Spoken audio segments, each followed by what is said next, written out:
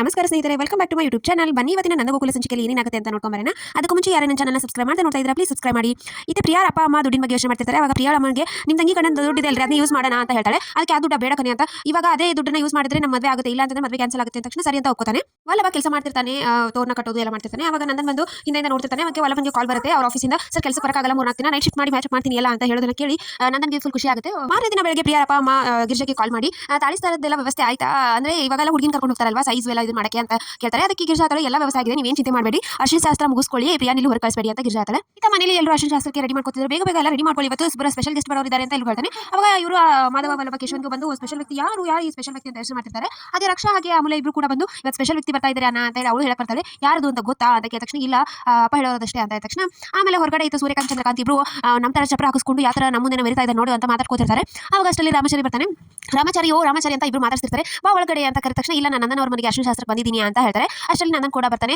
Sir ಹೇಗಿದ್ದಾರೆ, ನಮಸ್ಕಾರ, ಚೆನ್ನಾಗಿದ್ದೀರಾ ಅಂತೆಲ್ಲ ಮಾತಾಡ್ತಾರೆ. ಏನು ಸರ್ ಬ್ಯಾನರ್ ಎಲ್ಲ ಹಾಕಿಸ್ಬಿಟ್ಟಿದ್ದಾರೆ ಚಪ್ರ ಜೊತೆ. ಇವಾಗ ಹೌದು ಒಬ್ಬೊಬ್ರು ಸುಳ್ಳು ಬರ್ತಡೇಗೆ ಬ್ಯಾನರ್ ಎಲ್ಲ ಹಾಕಿಸ್ತಾರೆ, ನಾವು ನನ್ನ ಮಗನ ಮದುವೆ ಮಾಡ್ತಿದ್ದೀನಿ ಹಾಕಿಸ್ಬಾರ್ದಾ ಅಂತ ಹೇಳ್ತಾನೆ. ಅವಾಗ ಸೂರ್ಯಕಾಂತ್ ಚಂದ್ರಕಾಂತ್ ಇಬ್ರು ಒಬ್ಬರು ಮುಖ ನೋಡ್ತಾರೆ. ಆಮೇಲೆ ರಾಮಚಾರಿ ಒಳಗಡೆ ಬಂದು ಮಾತು ನೋಡ್ತಾನೆ. ಏನು ಈ ಮದುವೆ ಟೈಮಲ್ಲಿ ಈ ತರ ಮಾಡ್ಕೊಂಡ್ಬಿಟ್ಟಿದ್ಯಾ, ಹೇಗಿದೆಯಾ ಎಲ್ಲರೂ ಮಾತಾಡ್ತಾನೆ ರಾಮಚಾರಿ. ಅವಾಗ ಮೊದಲು ಹೇಳಿದ್ರೆ ನಿನ್ನ ಫೇವರೇಟ್ ಹೆಸರುಬೇಳೆ ಪಾಯಸ ಮಾಡ್ತೀನಿ, ನಮ್ಮ ಯಜಮಾನರು ಹೇಳಿಲ್ಲ ನೋಡು ಅಂತ ಗಿರ್ಜಾ.